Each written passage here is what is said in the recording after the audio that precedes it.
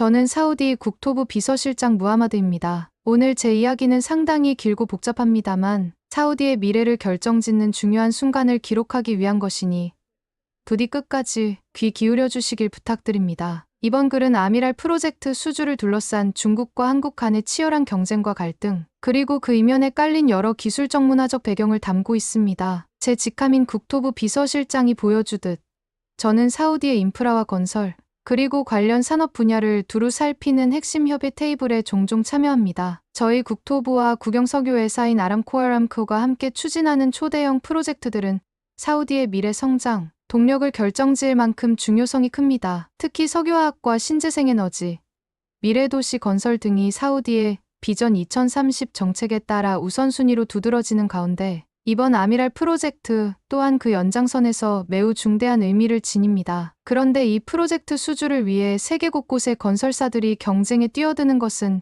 당연한 일입니다만 이번에는 유독 중국과 한국 양측 대표단이 정면으로 부딪히는 상황이 연출되었습니다. 과거에도 중국과 한국이 글로벌 프로젝트 수주를 놓고 경쟁한 사례는 있었으나 사우디 내부에서 이렇게 날카로운 신경전을 벌인 건 제 기억으로도 매우 드문 일입니다. 저는 그 현장을 직접 목격했고 여러분께 그 사실관계를 있는 그대로 생생히 전하고자 합니다. 먼저 아미랄 프로젝트가 어떤 사업인지 간략히 짚고 넘어가겠습니다. 아미랄 프로젝트는 사우디 동쪽 항구 도시 주베일의 대규모 석유화학 제품 생산시설과 이를 뒷받침하는 기반시설을 건설하는 프로젝트입니다. 총 사업비가 약 50억 달러 원화로 약 6조 5천억 원에 달할 것으로 추산되는 초대형 공사입니다. 한국의 현대건설, 삼성엔지니어링, GS건설 등 여러 건설사가 관심을 보였고 중국에서는 중국석 유천연가스그룹, 시노펙, 중국교통건설공사 등 굴지의 대형 국유 건설에너지 기업들이 컨소시엄 형태로 입찰 의사를 밝혀왔습니다. 이 프로젝트는 단순히 석유화학 공장을 짓는다는 의미에서 그치지 않습니다. 사우디가 석유와 천연가스 등 화석연료 중심의 산업 구조에서 벗어나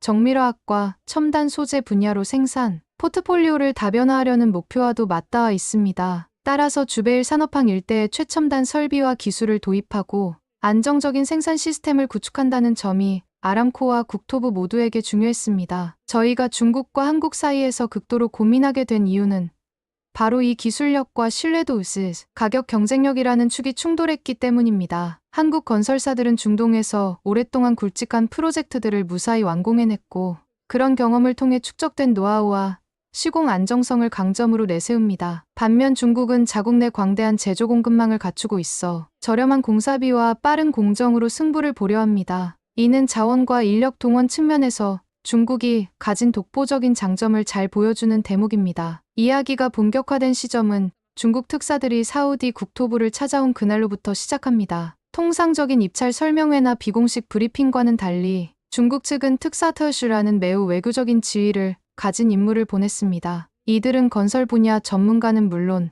대들 사우디, 외교관 출신, 무역 전문가, 그리고 기술자재 수출입 담당자들까지 포진해 있었습니다. 그들은 우리 앞에 포괄적인 제안서를 내밀며 다음과 같이 호언장담했습니다. 한국과 비교할 수 없을 정도로 저렴하게 공사를 진행하겠습니다. 싸게, 빠르게, 그리고 무엇보다 큰 규모로 완성해 보이겠습니다. 이 말은 사우디 국토부와 아람코 고위 관계자들의 마음을 어느 정도 흔드는 효과가 있었습니다. 왜냐하면 아미랄 프로젝트 규모가 워낙 크다 보니 공사비가 조금만 절감되어도 사우디 입장에서는 수천억 원 이상의 비용을 아낄 수 있게 되기 때문입니다. 실제로 중국 특사들은 상세한 데이터와 그래프를 제시했는데 거기에는 원자재 생산부터 해상 운송, 현지 노동력 보충, 현장 기계 장비 공급까지 중국, 국내 공급망을 활용해 비용을 대폭 낮출 수 있는 시뮬레이션 결과가 구체적으로 담겨 있었습니다. 예컨대 파이프나 강제, 콘크리트 혼화재 등 주요 자재를 중국 국내 공장에서 일괄 대량 생산한 뒤 대형 선박으로 사우디 동부 항구로 옮겨온 후 곧바로 현장에 투입할 계획이었습니다. 이 과정에서 중간 유통 마진을 거의 없애고 사우디 세관 절차를 최소화하기 위해 사전에 자유무역 특구 FTG에 계약된 창고를 임대해놨다며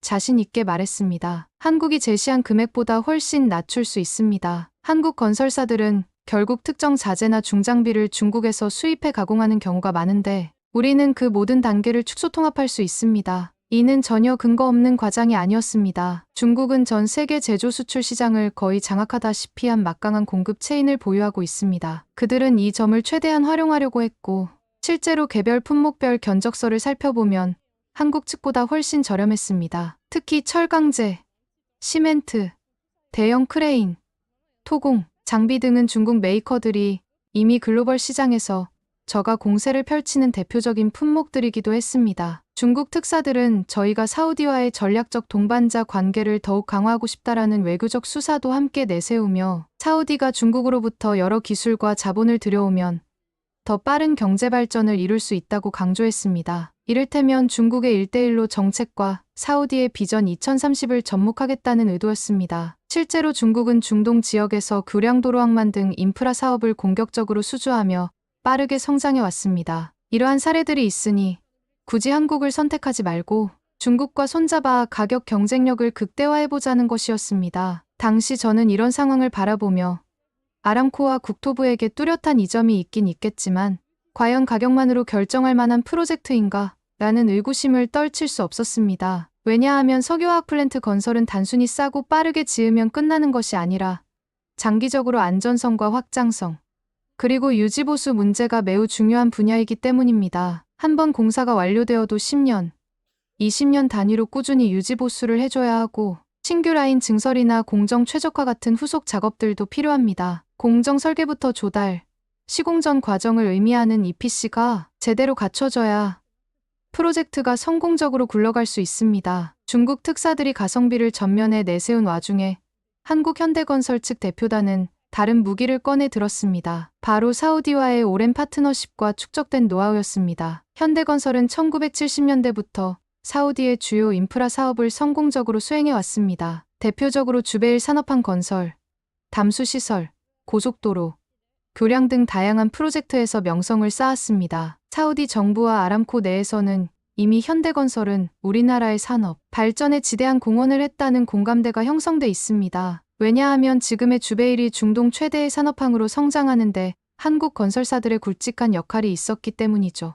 특히 사막 한가운데에 산업항을 만든다는 불가능해 보이는 프로젝트를 성공적으로 이끌어낸 현대건설의 도전 정신은 사우디인들 사이에서 전설처럼 회자됩니다. 여기에 더해 현대건설은 엔지니어링 능력, 즉 설계와 시뮬레이션, 공정 제어 시스템 구축 역량에서도 꾸준히 업그레이드를 해왔습니다. 플랜트 건설에서 핵심이 되는 Front-End Engineering Design 단계, 그리고 Detailed Engineering 과정을 얼마나 안정적으로 수행하느냐가 최종 품질을 결정짓습니다. 현대건설은 자체 R&D 센터와 국내외 엔지니어링 자회사, 그리고 다수의 글로벌 파트너와 협력 체계를 구축해 고객 요구에 맞춤형 솔루션을 제안할 수 있었습니다. 실제로 아람코 측 실무진과 기술 담당 임원들은 현대건설과 협력하면 예상치 못한 변수나 돌발 상황이 발생해도 신속한 대처가 가능하다는 점을 높이 평가했습니다. 사우디의 열악한 자연환경에서 갑작스러운 모래폭풍이나 집안 침하, 해안 침식 문제가 터져도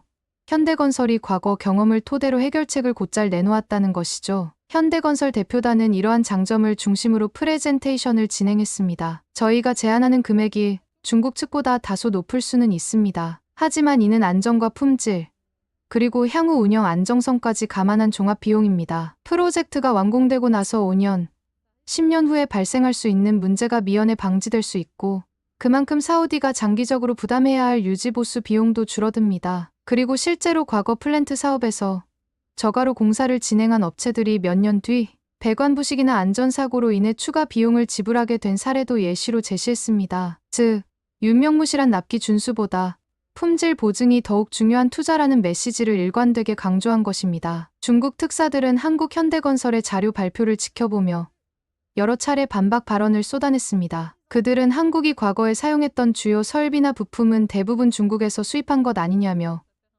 결국 한국의 기술이라지만 그 뿌리는 중국 제조업이라고 주장했습니다. 현대건설이 아무리 대단한 시공 능력을 갖췄다고 해도 핵심 장비나 기자재는 중국에서 생산된 것이 많습니다. 한국이 자체적으로 만드는 비중은 생각보다 높지 않습니다. 중국은 이미 세계적인 설비 공급 능력을 인정받고 있으며 한두 개가 아니라 전 공정에 걸쳐 여러 자재를 일괄적으로 생산할 수 있는 역량을 갖추고 있습니다. 이 같은 발언은 사실 완전히 틀린 말은 아닙니다. 글로벌 건설 플랜트 산업에서 중국산 부품과 재료가 차지하는 비율은 상당합니다. 다만 한국 건설사들은 그러한 중국산 부품을 단순히 수입해 조립하는 데 그치지 않고 고도의 기술이 필요한 부분 설계, 엔지니어링, 통합 운영 시스템, 고난도 용접 공정 등의 한국 고유의 노하우를 접목합니다. 또한 핵심 기자재인 정밀 제어 계측기나 안전 시스템, 초저온 고온 압력 용기, 고강도 파이프 같은 분야는 한국과 유럽, 일본의 특화 기업들이 주도하고 있습니다. 그럼에도 중국 특사들은 한국이 모든 기술을 독자적으로 가지고 있는 게 아니다라며 결국 제품의 기원은 중국인 경우가 많으니 가격이 훨씬 저렴한 중국 건설사와 직접 계약하는 편이 사우디의 이익이라고 거듭 압박했습니다. 심지어 한 중국 대표단은 이런 말까지 했습니다. 한국이 스스로 첨단 기술을 보유했다고 하지만 그 기술 중 상당수가 중국에서 이미 상용화된 것을 가져간 경우가 많습니다. 오지 통신망, AI 기술, 전기차 배터리, 원료 등 여러 면에서 중국이 앞서 있다는 것은 공인된 사실이 아닙니까? 물론 석유화학 플랜트와 오지 AI 기술 개발은 직접적으로 연관이 있는 분야가 아니지만 중국 측으로서는 중국 세계의 공장 미래 기술 선도라는 이미지를 내세우고 싶었을 것입니다. 그들은 한국을 어차피 중국이 만들어낸 기술을 변형해서 쓰는 국가쯤으로 깎아내리려 했습니다. 당시 회의실 분위기가 상당히 팽팽해졌는데 한국 대표단 또한 이를 그냥 두고 볼 리가 없었습니다. 현대건설 기술 담당 임원은 이렇게 응수했습니다. 중국산 부품을 사용하는 것은 사실이지만 그 부품을 어디에, 어떻게, 어떤 기준으로 적용하느냐가 중요합니다. 현대건설은 부품 하나하나에 대한 엄격한 검사 기준을 마련해 불량률을 낮추고 시공 현장에서 발생할 문제를 최소화합니다. 이는 수십 년간 축적된 시공 경험과 엔지니어링 노하우가 결합된 결과입니다. 단순히 메이드 인 차이나를 가져다 쓰는 것과 실제 프로젝트 성공으로 이어지는 것은 완전히 다른 문제입니다. 이 말에 중국 특사들은 다소 불쾌한 표정을 지었고 서로 눈치를 보는 모습이었습니다. 어찌 보면 한국 측이 지적한 대로 부품을 쓰더라도 어떻게 완성도 있는 시스템으로 통합하느냐는 영역이 건설사 고유의 기술 역량을 가늠하는 핵심 요소이기 때문입니다. 협상 테이블에서 가장 큰 쟁점 중 하나는 왜 굳이 더 비싼 시공사를 선택해야 하는가라는 점이었습니다. 특히 국토부, 내부 일부 인사와 아람코, 재무 담당자들은 단순히 초기 공사비만 놓고 보면 중국이 훨씬 유리하지 않나라는 의문을 제기했습니다. 왜냐하면 50억 달러라는 막대한 규모의 투자에서 몇 %만 절감해도 사우디 입장에서는 수천만 달러, 많게는 억 달러 단위로 비용을 세이브할 수 있기 때문입니다. 중국 특사들은 이런 분위기를 정확히 파악했고 바로 다음과 같은 주장을 펼쳤습니다. 한국 측은 미래의 유지보수를 거론하지만 정작 유지보수 역시 대체 부품과 인력이 필요합니다. 그런데 그 부품과 인력도 결국 중국에서 공급되는 경우가 많습니다. 지금 공사 비용에서 확실히 절감하는 게 결과적으로도 사우디의 이득입니다. 공사가 끝난 뒤에도 중국 사우디 간 부품 인력, 교류 체계를 구축해두면 유지보수 비용 또한 한국보다 저렴하게 관리할 수 있습니다. 이는 일견 논리적으로 들릴 수도 있습니다. 중국이 거대한 생산 수출 인프라를 갖고 있으니 향후 부품 교체나 설비 확장 시에도 중국발 공급 체인을 이용하면 비용을 절감할 수 있다는 것입니다. 그러나 제가 보기에 이 주장은 장기 신뢰 관계나 현장 상황의 급변성, 엔지니어링 노하우, 축적 등 비가격적 요소를 간과한 측면이 있었습니다. 아람코와 국토부 내에서도 값싸게 지어놓고 나중에 문제 생기면 그때그때 수리하면 되지 않느냐는 식으로 단순화해서 바라보는 이는 거의 없었습니다. 석유화학 산업이 한번 멈추면 시간당 손실이 어마어마합니다. 가동 중단 시간이 며칠만 길어져도 수백억 원 이상 손해가 나는 경우가 흔합니다. 따라서 애초에 오류나 고장을 최소화할 수준으로 설계 시공해두는 것이 장기적으로 훨씬 이득인 겁니다. 그 점을 한국 측은 지속적으로 강조했고 사우디 내부에서도 이를 매우 중요하게 여겼습니다. 가격과 기술 문제 외에도 이번 협상에서 흥미롭게 작용한 요소 중 하나는 한국 문화가 사우디 젊은 층에게 매우 호감도가 높다는 사실입니다. 최근 사우디에서는 한국 드라마, K-팝, 뷰티 패션 등 다양한 한류 콘텐츠가 큰 인기를 얻고 있습니다. 저조차도 비서실에 있다 보면 동료나 지인들로부터 한국 드라마의 이 장면이 참 재미있었다라든지 한국 아이돌 그룹이 언제 공연하러 오느냐는 질문을 받곤 합니다. 물론 문화 콘텐츠와 건설 사업은 겉보기엔 무관해 보입니다. 그러나 국가 간 신뢰는 때로는 얼마나 상호 간 문화를 이해하고 존중하느냐에서 비롯됩니다. 한국은 1970년대부터 사우디 건설 붐을 함께 일으키며 동시에 사우디 현지와 지속적으로 소통해 왔습니다. 한국 건설 노동자들이 사우디에서 직접 생활하며 사우디인들과 우정을 나누던 시절 이야기는 아직도 중장년층 사이에서 미담으로 전해집니다. 요즘 들어서는 한국의 문화교육 열풍이 사우디 젊은 세대까지 사로잡았습니다. 이들은 단순히 드라마를 시청하는 수준을 넘어 한국어를 배우고 싶어 하거나 한국 대학으로 유학을 가고 싶어 하는 경우가 많습니다. 실제로 국토부 내부에서도 향후 사우디 공무원 파견, 연수 프로그램을 한국 기관과 협력하여 확대 운영하자는 논의가 있을 정도입니다. 반면 중국도 사우디와 무역이나 에너지 분야에서 협력 범위를 넓히고 있습니다만 한국처럼 문화적 친밀감으로 이어지지는 않는 모습입니다. 중국 특사들은 이 부분을 중요하게 여기지 않는 듯 보였습니다. 오히려 문화는 문화일 뿐 건설 사업과 무슨 상관이 있냐며 일축했습니다. 사우디 젊은이들이 K-팝을 좋아한다고 해서 건설 계약을 한국에 몰아주는 건 말이 안 됩니다. 프로젝트의 본질은 경제 논리와 기술력이지 엔터테인먼트가 아닙니다. 이는 중국 특사들의 입장에서 보면 타당한 말일 수 있습니다. 하지만 사우디 정부 입장에서는 가격과 기술도 중요하지만 얼마나 장기적으로 상호 존중하며 협력해갈 수 있느냐 또한 무시하기 어려운 요소입니다. 저희는 수십 년 전부터 한국과 그런 관계를 쌓아왔고 지금 세대까지 그 공감대가 이어지고 있습니다. 문화 교류와 건설 사업이 완전히 무관하지 않다고 보는 것이죠. 결국 아미랄 프로젝트 수주가 결정되는 날 사우디 국토부 장관과 아람코 수뇌부가 함께 참여한 최종 회의가 열렸습니다. 저는 비서실장 자격으로 배석회 회의 기록을 맡았고 현장에서 일어나는 모든 대화를 주의 깊게 지켜보았습니다. 회의는 중국 특사들의 마지막 프레젠테이션과 현대건설 대표단의 최종 제안 설명으로 시작되었습니다. 중국 특사들은 다시 한번 다음을 강조했습니다. 공사 비용, 중국 측이 제시하는 총 공사비는 한국보다 최대 2030% 낮출 수 있음. 구체 수치는 공개하지 않았으나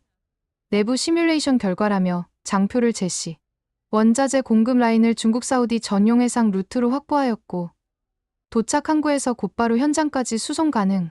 인력은 중국 내 대규모 인력 파견 회사를 통해 사우디 건설 현장 특화 교육을 미리 진행할 수 있어 별도의 현지 훈련 비용이 적음. 시공 속도, 중국 건설사들은 압도적인 인력 동원 능력을 바탕으로 타국보다 공기를 단축할 수 있음. 대규모 건설 장비와 운송수단을 중국 국가 차원에서 지원받을 수 있어 프로젝트 지연 위험이 낮음. 중국 사우디 미래 협력 1대1로 정책과 사우디 비전 2030을 접목해 대형 인프라 사업에서 협력 범위를 넓혀갈 수 있음. 향후 사우디 내 신도시 건설, 철도도로 항만 확장 프로젝트에서도 중국이 적극적으로 참여할 의향이 있음. 한편 현대건설 측 대표단은 다음과 같은 점을 끝까지 강조했습니다. 장기 신뢰성과 품질. 현대건설은 이미 사우디에서 수십 건의 대규모 프로젝트를 안정적으로 완수했으며 특히 주베일 산업항 관련 사업 경험과 네트워크가 풍부함. 초기 시공부터 유지 보수, 추가 증설까지 이어지는 전체 라이프 사이클에서 발생할 수 있는 문제를 최소화할 수 있는 경험치가 축적돼 있음.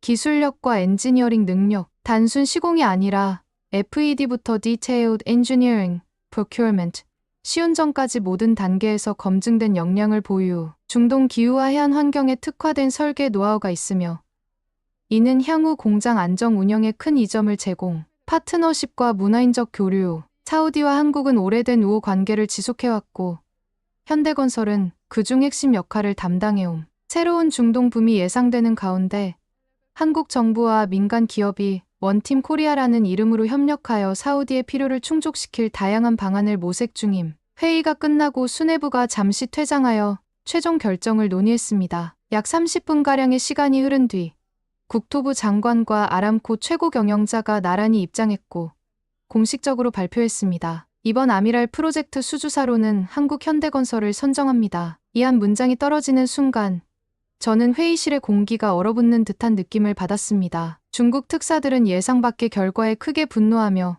즉각 반발했습니다. 이게 말이 됩니까? 훨씬 더 비용을 절감할 수 있는데 왜 굳이 한국을 선택하나요? 사우디가 이성적인 판단을 한 것인지 의문입니다. 사우디가 이렇게 중국을 배척한다면 앞으로 양국의 외교무역 관계에 문제가 생길 수도 있습니다. 이러한 거친 언행은 과거 제가 다른 국가의 대표단에게서 거의 들어본 적이 없는 수준이었습니다. 사우디 의사결정권자들을 배척이라는 단어로 비난하고 심지어 외교무역 분야까지 언급하며 사실상 협박성 발언을 내뱉었습니다. 회의실 분위기가 급격히 냉랭해졌죠. 저는 비서실장으로서 최대한 차분하게 답변했습니다. 사우디는 어느 국가도 배척할 의도가 없습니다. 아미랄 프로젝트가 저희에게 매우 중요하기 때문에 여러 요소 기술 안정성, 장기 신뢰, 과거 실적 등을 종합적으로 검토하여 내린 결정일 뿐입니다. 이번에 중국과 계약이 이루어지지 않았다고 해서 향후 다른 사업에서 협력 기회가 아예 없어지는 것은 아닙니다. 하지만 중국 특사들은 이미 감정이 격해진 상태였고 제 말을 들으려 하지 않았습니다. 결국 그들은 난처한 표정으로 서류와 자료를 거두고 문을 세차게 닫고 퇴장했습니다. 그들이 나가고 나서야 현대건설 대표단과 사우디 관계자들은 안도의 한숨을 내쉬며 서로 손을 맞잡았습니다. 현대건설이 아미랄 프로젝트를 수주했다는 소식이 사우디 전역과 한국에 전해지자 모두가 제2의 중동붐을 기대하며 환호했습니다. 사실 그간 현대건설을 포함한 한국 건설사들은 네옴시티 등 차세대 메가 프로젝트에도 꾸준히 관심을 가져왔는데 이번 아미랄 프로젝트 수주가 사우디가 한국을 여전히 두텁게 신뢰하고 있음을 보여주는 신호로 해석될 수 있기 때문입니다. 한국 정부 또한 민관 합동으로 지원을 아끼지 않았다고 들었습니다. 원팀 코리아 온팀 코리아는 슬로건 하에 정부 기관과 은행, 건설 엔지니어링 플랜트 기업들이 협력해 사우디의 다양한 인프라 프로젝트에 참가하려는 움직임이 활발합니다. 이런 시너지 효과는 결국 아미랄 프로젝트라는 결과물로 나타났고 후속으로 다른 프로젝트에서도 유리한 고지를 점할 가능성이 커졌습니다. 실제로 건설 경기가 어려웠던 세계 시장에서 한국 건설사들은 대형 프로젝트 하나가 주는 상징적인 효과를 잘 알고 있습니다. 국내 건설사들의 해외 수주 실적이 올해 상반기만 해도 전년 대비 큰 폭으로 늘었다고 하니 사우디와 한국 모두에게 호재가 된 셈입니다. 앞서 언급했듯 중국 특사들은 결국 사우디가 중국을 거절하면 외교 문제가 생길 것이라는 으름장까지 놓고 떠났습니다. 제가 이 부분을 다시금 곱씹어보니 사우디가 옛날 같았으면 이런 압박에 굴복했을 수도 있겠다 싶습니다. 과거 사우디는 일방적인 석유 수출에 기대는 경제 구조였고 외부 강대국의 의존도가 지금보다 높았습니다. 하지만 사우디는 이제 그때와 다릅니다. 비전 2030을 통해 탈석유 시대를 준비하면서 다양한 파트너와의 협력을 늘리고 있습니다. 즉, 중국만이 유일한 대안이 아니고 한국, 미국, 유럽, 일본 등 여러 국가와 균형 잡힌 외교 경제 관계를 추구합니다. 그 과정에서 사우디가 우선시하는 건 신뢰와 품질입니다. 물론 가격 경쟁력도 놓칠 수 없지만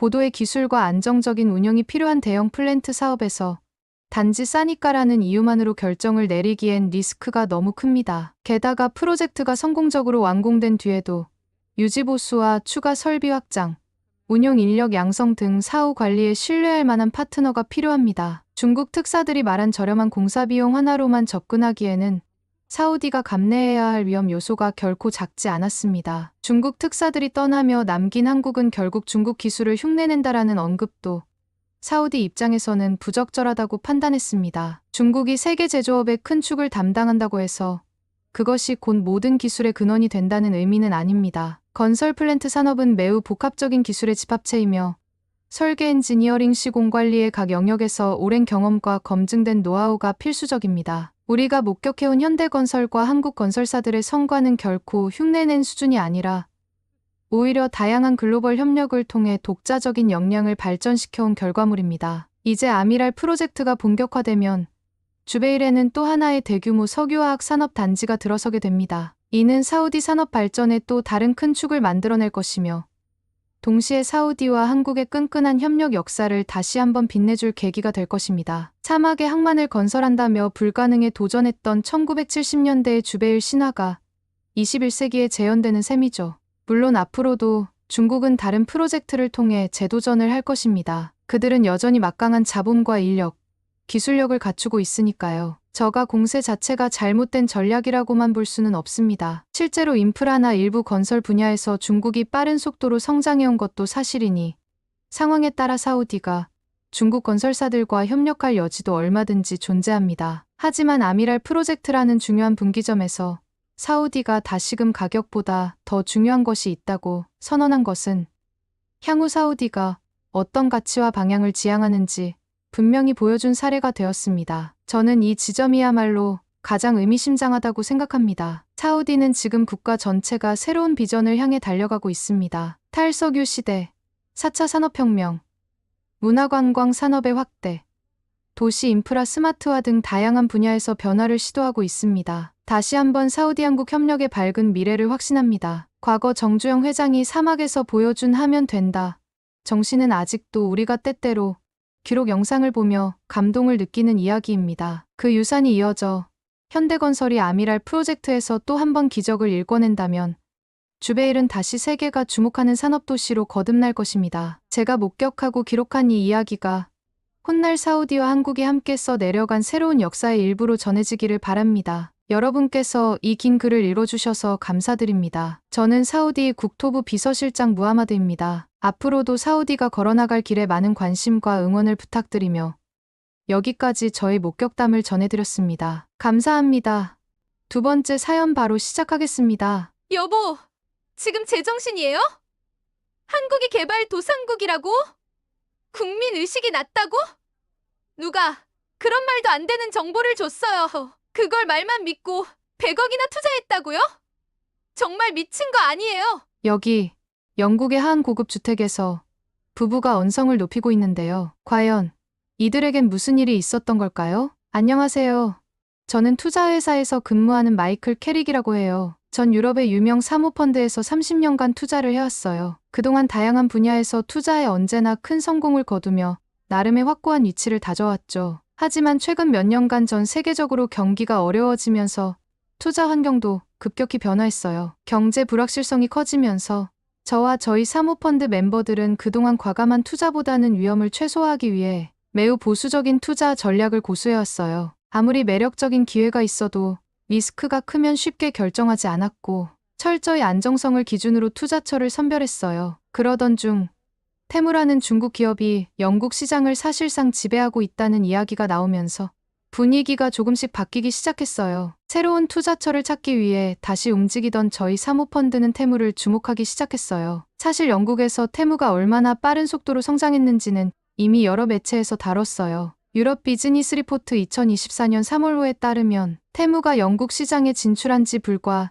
2년 만에 전자상거래 시장 점유율 3위 내에 진입습니다. 영국 전역에서 테무 플랫폼을 한 번이라도 이용해 본 적이 있다는 설문 결과가 80%를 넘어섰다는 보고가 나오고 있고 이런 자료들을 보면 제가 테무에 투자하자고 강하게 주장할 만도 하죠. 그런데 같은 사모펀드 멤버들은 중국 회사라 리스크가 크다고 하면서 선뜻 투자를 결정하지 않았어요. 저는 뻔히 돈이 될 기회가 보이는데 이걸 놓치려 하는 게 너무 안타까웠어요. 세계 무역 환경을 분석한 런던 무역연구소에서도 미중 갈등이 심화되긴 했지만 유럽으로의 중국 자본 진출과 기업의 성장은 계속될 거라고 전망했어요. 저는 이런 자료들을 적극 인용하면서 투자자들을 설득했어요. 그런데도 그들은 중국 기업에 대한 막연한 불안감을 지우지 못했어요. 결국 저는 직접 테무 유럽 법인을 찾아가서 투자 설명을 듣기로 했어요. 영국에 위치한 테무의 유럽 본사는 정말 엄청났어요. 현대적이고 세련된 디자인에 유럽 주요 도시에 위치한 다른 다국적 기업 본사와 비교해도 손색이 없었어요. 최근 파이낸셜 타임즈에서도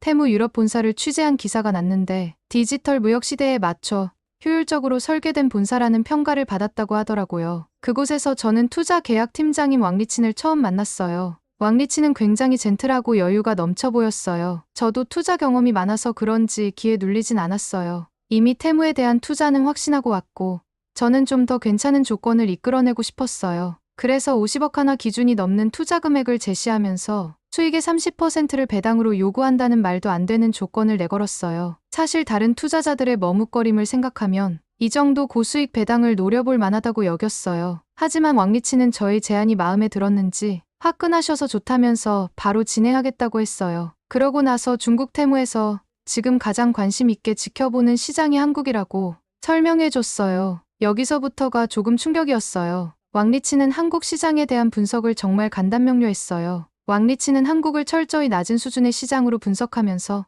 이곳이 테무에게는 진출하기 쉬운 국가라는 확신을 가지고 있는 듯했어요. 그의 말에 따르면 한국은 개발도상국 수준의 경제 체제를 유지하고 있고 국민의식과 수준이 낮다고 평가했어요. 한국은 늘 중국에서 히트한 상품을 모방하는 시장입니다. 창의적이기보다는 남이 만든 것을 따라가는 경향이 강해요. 우리가 중국에서 성공했던 전략을 그대로 적용해도 충분히 성과를 낼 수 있습니다. 게다가 여전히 분단 국가로서 전쟁의 피해에서 완전히 회복하지 못한 상태라 경제적 불안정성이 존재하죠. 전 세계 주요 국가 GDP 순위에서 한국은 30위권으로 베트남 37위, 필리핀 40위, 인도네시아 16위와 큰 차이가 없어요. 따라서 한국 소비자들은 프리미엄 제품을 소비하기보다는 가성비가 뛰어난 저가 상품을 선호합니다. 이 점에서 우리는 더 많은 기회를 잡을 수 있어요. 그의 주장은 다소 충격적이었지만 이어서 제시한 수치들을 보니 전략적으로 설득력이 있었어요. 그는 한국 소비자들의 경제적 수준과 소비 성향을 꼼꼼하게 분석해둔 자료를 보여줬어요. 테무 내부 보고서에 따르면 2024년 기준 한국의 1인당 국민소득은 약 3만 5천 달러 수준으로 유럽 선진국의 평균 4만 5천 달러에 크게 못 미치는 수치로 평가됐어요. 그는 이 수치를 근거로 한국은 아직 선진국의 경제 수준에 도달하지 못했다며 저렴하고 실용적인 제품을 중심으로 공략할 필요가 있다고 강조했어요. 또한 한국 소비자들이 얼마나 가격에 민감한지를 보여주는 데이터도 제시했어요. 2023년 아시아 커머스 전망 보고서에 따르면 한국은 전자상거래 시장에서 1인당 평균 소비 금액이 약 2,500달러로 아시아 평균 1,200달러의 2배를 훨씬 넘었어요. 하지만 이 소비 패턴을 자세히 들여다보면 고가의 프리미엄 제품보다는 저렴하고 대량 구매가 가능한 생활용품과 의류, 식품이 주를 이루고 있다는 점을 짚어냈어요. 한국은 좋은 품질의 물건보다는 무조건 싼 제품에 열광합니다. 최근 한국의 중산층 소비자들조차 경제적 부담을 느끼면서 더 싼 가격의 제품을 찾고 있어요. 이것이 바로 테무가 한국 시장에서 성공할 수 있는 이유죠. 왕리치는 테무가 한국에 판매할 주요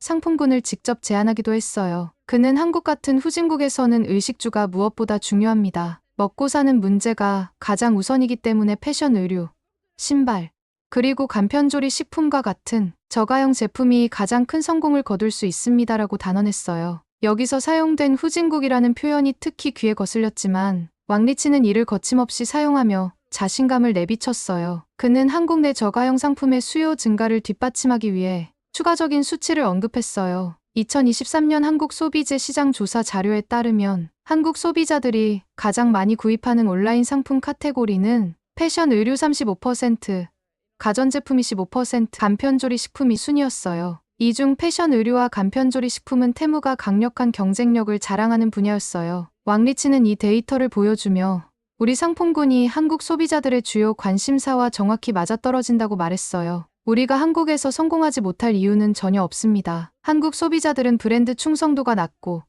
가격 경쟁력이 있는 상품을 찾는 경향이 큽니다. 중국에서 우리가 수년간 축적한 제조 경험과 유통 네트워크를 활용하면 한국 시장을 손쉽게 장악할 수 있을 거예요. 그는 이어서 한국 시장을 위한 생산 공장을 직접 연결해 줄 거라고 했어요. 우리가 협력하는 몇몇 공장이 이미 한국과의 무역 경험이 있습니다. 이 공장들과 협력해 한국 소비자들에게 딱 맞는 상품을 저렴한 가격으로 제공할 수 있습니다. 옷과 신발 같은 기본적인 생활 필수품을 중심으로 공급하면 빠르게 시장을 장악할 수 있을 거예요. 왕리치는 설명이 끝나고 저를 바라보는 표정엔 엄청난 자신감이 넘쳤어요. 결국 저는 그 자리에서 무릎을 탁 치며 테무가 성공하는 데는 다 이유가 있구나. 각 시장을 이렇게 분석해서 맞춤형 전략을 펼치니 성공하지 않을 수 없구나라고 감탄했어요. 그리고 투자금 50억 원에서 더 늘리고 싶다. 내 집과 부동산을 담보로 대출을 좀 받아서 총 100억 원을 투자하겠다. 이 투자가 내 인생 마지막 투자가 될 거다. 이제 이걸로 노후 자금 마련하고 편하게 살겠다라며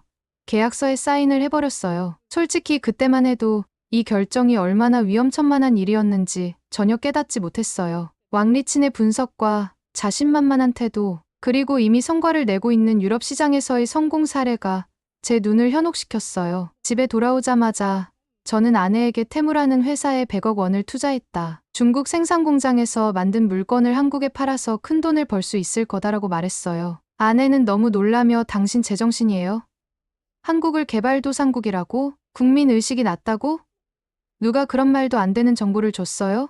라고 되물었어요. 저는 약간 당황했어요. 누가 얘기하긴 테무 담당자가 얘기해줬지. 그리고 이미 영국에서도 크게 성공했다더라. 한국은 분단국가라 아직 경제도 부족하고 뭔가 아직 선진국 수준이 아니래. 그래서 저가 물건이 잘 먹힌다는데 라고 변명하듯 말했어요. 그러자 아내는 언성을 높이며 저에게 따끔하게 지적했어요. 당신은 투자자들과 매일 골프 치면서 세계 경제가 어떻고 각국의 트렌드가 어떻고 떠들면서 왜 정작 한국에 대해서는 그렇게 무지해요? 한국은 지금 세계 기술 트렌드에서 가장 앞서가고 있어요. K-팝, K-드라마, K-뷰티, K-푸드 같은 문화 콘텐츠는 전 세계를 휩쓸고 있고, 이제는 단순한 유행을 넘어서 세계 시장을 주도하는 핵심 문화로 자리 잡았어요. 삼성이나 LG 같은 기업은 세계 최고의 전자제품을 만들어내고 있고요. 삼성전자는 이미 글로벌 스마트폰 시장에서 애플과 양대 강자로 자리 잡았어요. 반도체 분야에서는 압도적인 기술력을 자랑하는데 전 세계 반도체 시장 점유율의 약 60%를 한국이 차지하고 있다고요. 특히 메모리 반도체 분야에서는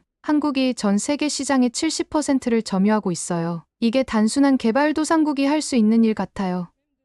말도 안 되는 소리예요. 아내는 이어서 첨단 기술 산업에 대해 더 설명했어요. 그리고 배터리 산업도 알아봐요. 한국 기업인 LG에너지, 삼성 SDI, SK온 같은 회사들이 전기차 배터리 시장에서 선두에 서 있어요. 지금 전 세계 전기차 배터리 생산량의 50% 이상을 한국 기업이 공급하고 있다고요. 유럽의 BMW, 폭스바겐뿐 아니라 미국 테슬라까지 한국 배터리를 사용해요. 이 시장에서 한국은 기술력과 신뢰성 면에서 이미 독보적이에요. 저는 멍하니 그 이야기를 듣고 있었어요. 그러나 아내의 이야기는 멈추지 않았어요. 자동차 산업도 모르는 건 아니죠. 현대차와 기아는 이미 세계 자동차 시장에서 확고한 위치를 잡았어요. 특히 전기차와 수소차 기술은 세계적인 수준이에요. 유럽에서도 현대의 아이오닉 시리즈와 기아의 EV6 같은 전기차가 엄청난 인기를 끌고 있잖아요. 심지어 현대차는 수소차 시장에서도 독보적인 기술력을 자랑하고 있어요. 그리고 조선산업은요? 전 세계 초대형 선박의 70%가 한국에서 건조된다는 사실 알고 있어요? 한국의 조선업은 LNG선, 초대형 컨테이너선, 해양 플랜트 분야에서 독보적인 경쟁력을 갖고 있어요. 유럽과 일본도 이제는 기술력에서 한국을 따라올 수 없다는 평가를 받고 있다고요. 아내의 말이 이어질수록 저는 점점 더 말을 잃었어요. 그러나 그녀의 설명은 멈추지 않았어요. 당신은 아직도 한국이 단순히 저렴한 물건을 소비하는 시장이라고 착각하고 있어요. 한국은 이제 프리미엄 브랜드들이 가장 먼저 신제품을 공개하는 나라예요. 유럽이나 미국에서조차 출시되지 않는 프리미엄 브랜드의 한정판 가방과 의류, 신발들이 먼저 한국에서 공개돼요. 내 친구들도 그걸 사러 일부러 한국까지 간다고요. 샤넬, 루이비통, 디올 같은 명품 브랜드의 한정판 컬렉션이 한국에서 가장 먼저 출시되는 경우가 많아요. 심지어 유럽에서 품절된 제품이 한국에서는 먼저 풀리는 경우도 많아서 패션 마니아들이 한국을 부러워할 정도라고요. 아내는 거침없이 말을 이었어요. 패션뿐만이 아니에요. 롤렉스, 오메가 같은 프리미엄 시계 브랜드의 리미티드 에디션도 한국에서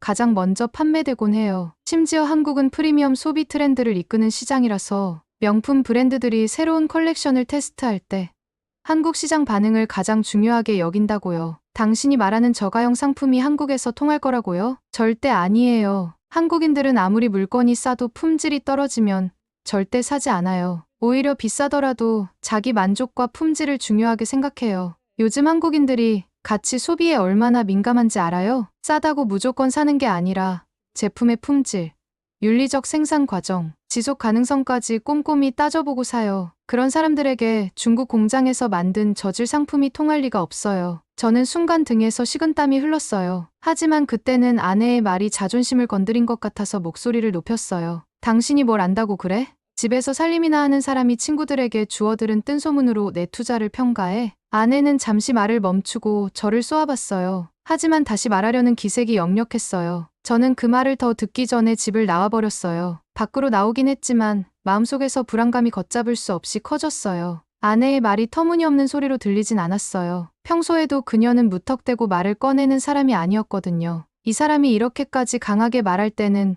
분명 이유가 있다는 걸 알았어요. 아내와의 대화가 계속 마음에 걸려서 저는 다시 왕리친에게 갔어요. 한국이 진짜 확실한 투자처 맞냐? 이게 내 전 재산이나 다름없는 100억 원이다. 실패하면 난 끝장이다라고 물었어요. 왕리친은 웃으면서 당연히 확실하다. 걱정하지 말라. 그리고 오히려 시간을 내서 중국에 있는 테무 생산 공장을 보고 한국도 직접 가보시라. 그러면 더 확신할 수 있을 거다라고 말했어요. 저는 이미 계약서에 사인을 해버렸고 이게 마지막 끈이었기에 정말 제대로 확인은 해봐야겠다라는 마음으로 바로 중국행 비행기에 올랐어요. 제가 계약한 공장이 어떤 상태인지 직접 확인하고 싶었어요. 중국에 도착해 테무 직원의 안내를 받아 공장에 가봤어요. 그런데 저는 문을 열고 들어서는 순간부터 머리가 띵했어요. 공장은 매우 낡았고 작업자들은 위생보호 장비를 제대로 갖추지도 않은 상태였어요. 심지어 옷 원단 품질은 너무 형편없었고 완제품이라고 내놓은 상품들을 보니까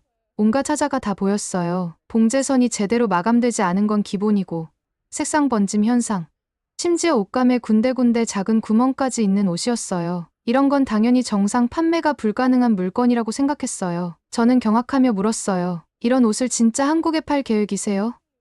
이게 팔릴 거라고 생각해요? 공장 관계자는 중국 내수 시장에서도 비슷한 품질의 옷을 많이 팔고 있다. 가격을 낮추면 충분히 팔릴 거다라고 대수롭지 않게 말했어요. 저는 순간 기가 막혔지만 이미 여기까지 온 상황에서 어쩔 수 없었어요. 더 큰 충격은 식품 공장을 갔을 때였어요. 테무에서 한국에서 분명 인기가 있을 거지라며 추천한 중국 대표 간식을 생산하는 공장이었는데 공장에 들어서자마자 코를 찌르는 역한 냄새가 퍼졌어요. 위생복을 제대로 입고 있는 사람도 찾기 힘들었고 바닥에 어지럽게 떨어진 재료들이 군데군데 썩어가는 듯 보였어요. 이런 간식을 한국 소비자들이 과연 사 먹을까? 제 머릿속에는 의심이 아니라 거의 확신이 들었어요. 아, 이건 판매가 안 되겠구나. 저는 그 자리에서 너무 낙담했어요. 이 공장에 100억 원이나 투자한 셈인데 사실상 쓸모없는 공장이 되어버릴 가능성이 컸어요. 그렇다고 당장 계약을 취소하자니 이미 사인을 마쳤고 위약금을 비롯해 복잡한 문제가 생길 게 뻔했어요. 일단 제가 할 수 있는 건 공장에서 발견한 문제점을 정리해 테무 본사에 컴플레인을 넣는 일이었어요. 그렇게 공장의 하자를 세세히 체크해서 왕리친에게 전달했어요. 하지만 왕리친은 중국에서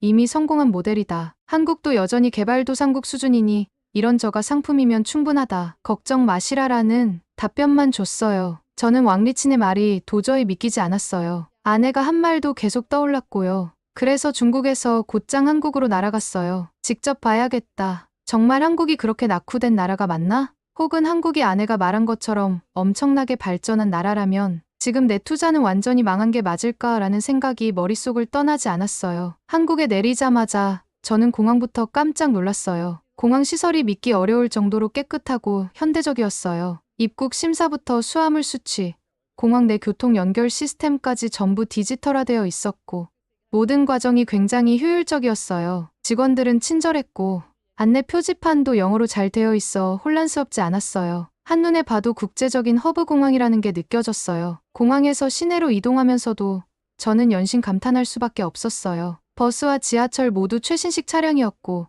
교통카드 시스템도 너무 편리했어요. 요금 결제는 한 번의 터치로 끝났고 노선도 직관적으로 잘 구성돼 있어 처음 온 외국인인 저도 쉽게 이해할 수 있었어요. 특히 지하철역마다 공기청정 시스템과 편의시설이 완벽하게 갖춰져 있어 공공시설이 이렇게까지 깨끗하고 잘 관리될 수 있다는 게 놀라웠어요. 거리를 걸어보니 더 큰 충격이 밀려왔어요. 건물들은 하나같이 현대적이고 세련된 디자인을 자랑했고 거리도 정돈이 잘 되어 있었어요. 도심 곳곳에는 최신식 고층 빌딩과 럭셔리 호텔, 쇼핑몰이 즐비했어요. 제가 상상했던 개발도상국 이미지와는 너무나도 다른 모습이었어요. 지나가는 사람들의 복장은 한층 더 충격적이었어요. 하나같이 패션 감각이 뛰어나고 세련됐어요. 남녀노소 할 것 없이 최신 유행에 맞춘 스타일리시한 옷차림을 하고 있었고 고급스러운 가방과 액세서리를 매치한 모습이 눈에 띄었어요. 유럽 주요 도시에서도 보기 어려운 패션 감각이 거리 곳곳에서 느껴졌어요. 백화점을 들어가 보니 또 한 번 놀랐어요. 곳곳에 샤넬, 루이비통, 에르메스 같은 명품 브랜드 매장이 있었고 매장마다 사람들이 줄을 서서 기다리고 있었어요. 한국에서는 명품 소비가 일상이 되어 있는 듯했어요. 이런 광경은 영국의 하로트 백화점이나 파리의 갤러리 라파에트에서나 볼 수 있을 줄 알았는데 여기서는 그런 모습이 훨씬 더 자주 보였어요. 사람들이 단순히 값이 싼 물건을 찾는 게 아니라 품질과 브랜드의 가치를 철저히 따져보고 소비한다는 걸 한눈에 알 수 있었어요. 며칠 동안 서울 곳곳을 돌아다녀 보니 아내가 했던 말이 전혀 과장이 아니었어요. 정말로 프리미엄 브랜드의 신제품이 한국에서 가장 먼저 출시된다는 것도 사실이었어요. 명품 매장 직원에게 물어보니 특별 컬렉션이나 한정판 제품은 한국에서 먼저 풀리는 경우가 많다고 했어요. 한국은 명품 브랜드들이 가장 주목하는 시장이고 새로운 제품이 성공할지를 테스트하기에 최적의 장소라고 하더군요. 또 음식점들도 눈에 띄었어요. 한국은 다양한 나라의 음식을 한자리에서 경험할 수 있는 곳이었어요. 거리마다 전 세계 음식을 맛볼 수 있는 레스토랑이 즐비했어요. 이탈리안 레스토랑, 프렌치 비스트로, 일본 스시, 태국 요리, 베트남 쌀국수까지 없는 게 없었어요. 고급스러운 파인다이닝부터 캐주얼 다이닝까지 선택의 폭이 너무 넓었어요. 특히 한국 음식도 빠질 수 없었어요. 한국 전통 음식점들은 인테리어가 고급스럽고 현대적으로 꾸며져 있었고 음식의 맛과 퀄리티도 기대 이상이었어요. 불고기, 비빔밥, 한정식 같은 전통 요리부터 프리미엄 카페에서 판매하는 디저트까지 모든 것이 세련되고 정교했어요. 다양한 종류의 한식 디저트와 음료는 완벽한 프리미엄 퀄리티를 자랑했고 제가 머무는 동안 매일 새로운 것을 경험할 수 있을 정도로 다채로웠어요. 거리를 걷다 보니 한국인들의 라이프 스타일 역시 너무나 인상적이었어요. 그들은 하나같이 건강하고 활기차 보였고 바쁜 일상 속에서도 여유를 즐기는 모습이 눈에 띄었어요. 도심 곳곳에 있는 공원과 카페는 젊은 사람들로 가득했고 모두 최신 스마트폰을 사용하며 디지털 라이프를 만끽하고 있었어요. 심지어 길거리에 놓인 전자제품 광고판에 등장하는 휴대폰, TV, 가전제품은 모두 제가 알고 있는 수준 이상의 첨단 기술이 적용된 제품들처럼 보였어요. 저는 이 모습을 보며 단번에 깨달았어요. 아, 이건 완전히 잘못된 투자였구나. 한국은 왕리친이 말했던 그런 나라가 절대 아니구나. 이곳은 오히려 유럽보다 더 발전된 선진국이자 세계 트렌드를 이끄는 중심지였구나. 이때부터 저는 심장이 내려앉는 것 같았어요. 한국 시장이 저가형 상품을 찾는 시장이라는 왕리친의 주장은 터무니없는 얘기였어요. 제가 투자한 중국 공장에서 만든 저질 제품은 한국 소비자들에게는 절대 통하지 않을 것이라는 확신이 들었어요. 이 깨달음이 저를 한없이 초라하게 만들었어요. 이미 계약은 끝났고 제 재산 100억 원은 엉뚱한 곳으로 흘러가고 있었어요. 하지만 이 상황을 어떻게든 수습해야 한다는 절박한 마음이 들었어요. 한국에서 직접 확인한 현실은 제가 알고 있던 것과는 너무도 달랐기 때문이었어요. 저는 그제야 아내가 했던 말이 100% 옳았다는 걸 인정할 수밖에 없었어요. 저는 이 모든 모습을 보며 한순간에 알았어요. 아,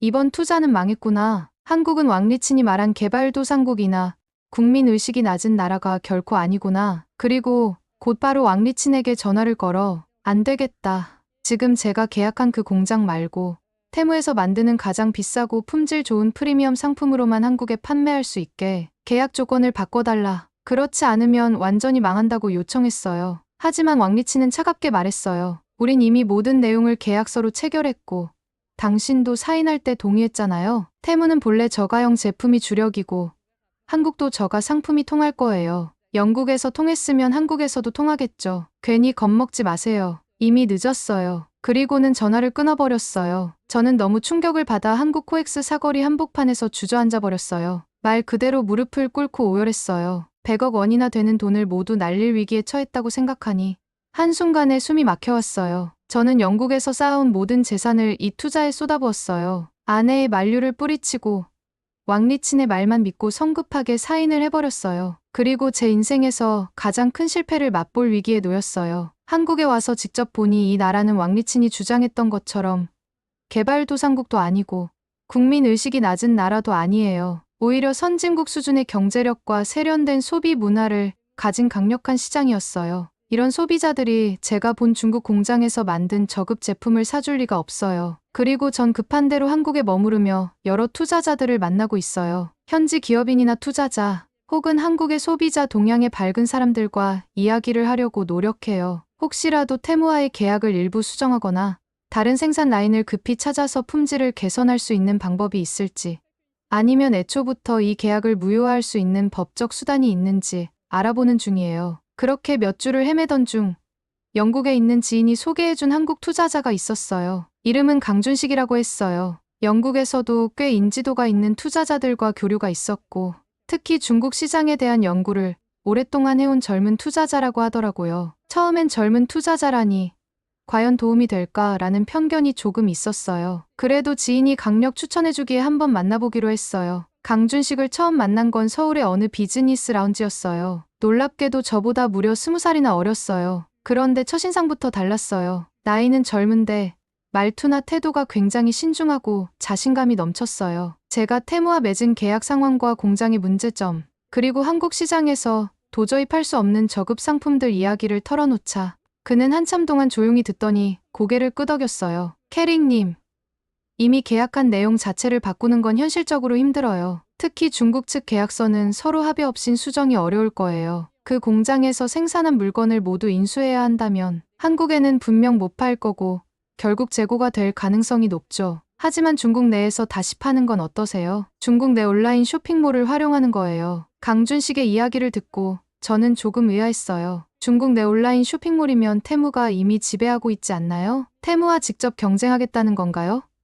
라고 물었어요. 그러자 강준식은 가볍게 미소 지으며 답했어요. 테무가 중국에서 유명하긴 해도 중국이라는 시장이 워낙 커서 또 다른 기회가 존재해요. 특히 중국 소비자들은 1위안이라도 싸면 역시 이게 더 싸다 하면서 사는 경향이 있어요. 캐릭님이 투자한 제품이 아무리 품질이 떨어져도 테무보다 1위안 싸면 이게 더 싸네 하면서 구매하는 소비자가 존재해요. 중국은 14억이 넘는 인구가 있고 원래부터 가격에 매우 민감하거든요. 게다가 온라인 플랫폼이 다양해요. 타오바오, 징동 JD.com, 핀더더 같은 곳도 있고 심지어 각종 소규모 쇼핑몰, SNS 마켓이 우후죽순으로 생겨났어요. 여기서 테무보다 1위안 싸게 판다고 홍보를 하면 충분히 승산이 있을 거예요. 저는 솔직히 반신반의했어요. 정말 겨우 1위안 싸다고 사람들이 저질 제품을 살까요? 라고 물었어요. 강준식은 중국 소비자들의 특성을 조금이라도 알면 이 방법이 왜 효과적인지 이해할 수 있을 거예요. 물론 모두가 그렇진 않겠지만 중국은 워낙 인구가 많고 조금이라도 더 싼 걸 찾는 성향이 강한 계층이 존재해요. 한국 소비자와는 완전히 달라요. 그래서 일단 믿어보기로 했어요. 계약한 물건이 한국으로 온다는 시점에 맞춰 강준식이 소개해준 중국 업자와 접촉했어요. 이 업자는 중국의 온라인 마켓을 잘 아는 사람이었어요. 테무보다 1위안 싸게 라는 슬로건을 달고 사이트를 만들어버렸어요. 그리고 SNS나 각종 온라인 커뮤니티에 대대적으로 홍보했어요. 테무가 싸다고. 여기서는 더 싸다. 똑같은 옷, 똑같은 신발을 1위안 더 저렴하게. 이런 식의 문구였어요. 저는 살짝 민망했지만 마음은 또 간절했어요. 그나마 이 방법이 안 통하면 저는 계약한 물건값도 건지지 못하고 빚더미에 오를 상황이었어요. 그런데 며칠 뒤에 들려온 소식이 저를 깜짝 놀라게 했어요. 사이트 접속자 수가 폭발적으로 늘어나고 주문 건수가 계속 치솟는다는 거예요. 특히 어떤 시간대에는 서버가 터질 정도로 접속자가 몰렸다고 했어요. 너무 저렴한 가격에 혹해서 들어온 사람들이 한두 개씩은 다 사보려고 했나 봐요. 일단 초기에 재고로 쌓인 제품들을 중국 창고로 전부 배송해놓고 주문이 들어올 때마다 택배로 보내는 식으로 진행했어요. 제 주된 걱정은 물건 받아보고 품질이 기대 이하라면 반품이 쏟아질 텐데 어떡하나였어요. 그런데 의외로 반품률이 생각보다 높지 않았어요. 중국인들은 1위안이라도 싸게 샀다는 만족감에 에이, 이 정도면 그냥 쓰지 뭘 하면서 넘기나 보더라고요. 결과적으로 판매가 엄청나게 이뤄졌어요. 솔직히 원금을 전부 회수하긴 어려웠지만 그동안 제가 구상했던 한국에서 전혀 팔지 못해 남는 재고의 손실을 생각하면 이 정도면 대성공이었어요. 최소한 제 투자금의 상당 부분은 되돌아올 전망이 보였어요. 이 과정을 지켜보면서 저는 나름대로 깨달은 게 있었어요. 아, 중국이 이렇게 인구가 많고 가격에 민감한 소비층이 광범위하게 형성되어 있으니 공산주의 체제에서 벗어나지 못하는 이유도 어쩌면 여기에 있겠구나.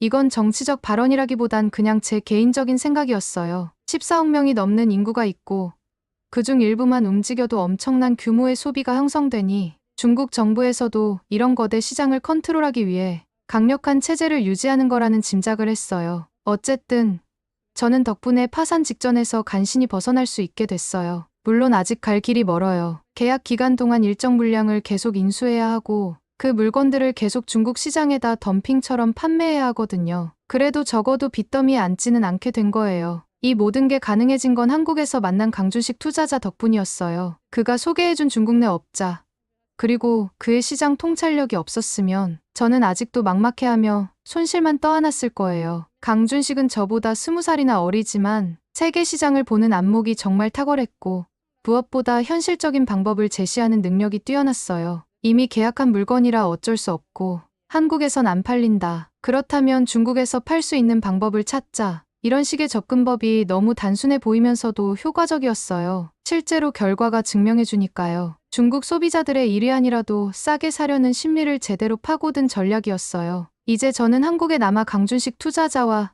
더 많은 이야기를 나누고 있어요. 처음에는 한국을 그저 왕리친에게 속아서 개발도상국 정도로 생각했던 저였지만 이제는 완전히 다른 시각을 갖게 됐어요. 여기서 몇 주간 지내면서 한국이 얼마나 첨단 기술과 풍부한 문화, 그리고 역동적인 소비 시장을 갖춘 곳인지 실감했어요. 아내가 했던 말이 전혀 과장이 아니었음을 매일같이 느끼고 있어요. 강준식은 한국 시장뿐만 아니라 미국이나 유럽 시장, 나아가 동남아시아 시장에 대한 방대한 지식을 갖고 있었어요. 저는 그에게 배우면서 아직도 내가 모르는 시장이 많구나. 나이와 경력을 자랑할 게 아니라 지속적으로 새로운 아이디어와 변화를 수용해야 하는구나라고 느꼈어요. 덕분에 이번 위기를 교훈 삼아 앞으로는 좀 더 신중하고 넓은 시각으로 투자를 하겠다고 결심했어요. 그리고 무엇보다 이번 계기로 한국에서 얻은 인맥과 정보는 앞으로 제 투자 인생의 엄청난 자산이 될 거라고 생각해요. 강준식을 비롯해 여러 한국 투자자들과 교류하면서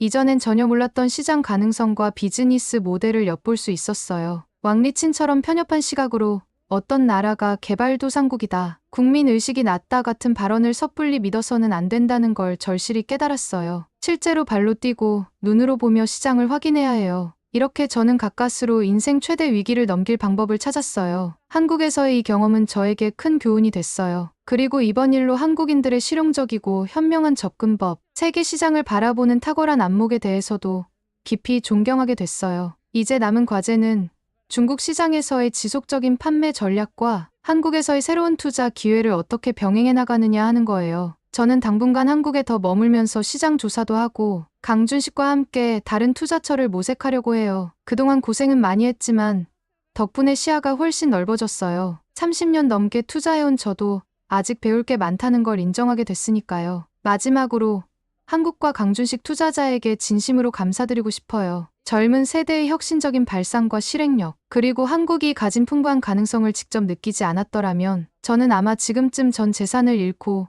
길바닥에 앉아 있었을 거예요. 앞으로도 저는 이곳에서 더 많은 기회를 찾아보고 과거의 실수를 발판 삼아 새롭게 도전해보고자 해요. 이렇게 솔직하게 제 이야기를 털어놓았어요. 부디 이번 이야기가 제가 다시 한번 일어서고 더 현명한 투자자가 되는 계기가 되길 바라요. 그리고 혹시라도 저처럼 섣불리 정보를 믿고 투자에 뛰어드는 분들이 있다면 이번 제 사례가 작은 교훈이 되었으면 해요. 세상은 넓고 시장은 계속 변해요. 자신의 고정관념만 믿고 무작정 달려들다 보면 언제든 큰 코 다칠 수 있다는 걸 저처럼 뼈저리게 느끼지 않길 바랄 뿐이에요. 포엑스 사거리에서 무릎 꿇고 울던 그날의 절망을 다시 떠올리니 가슴이 미어지지만 한국 덕분에 제가 살 길이 보일 것 같아요. 감사합니다. 한국 사랑합니다. 이상 마이클 캐릭이었습니다. 정말 감사드립니다. 이상 여기까지 영국의 베테랑 투자자 캐릭의 이야기였습니다. 재미있게 들으셨나요? 다음에도 더 재미있고 감동적인 이야기를 원하신다면 좋아요와 댓글 부탁드립니다. 여러분의 응원 하나가 저에게는 큰 힘이 된답니다.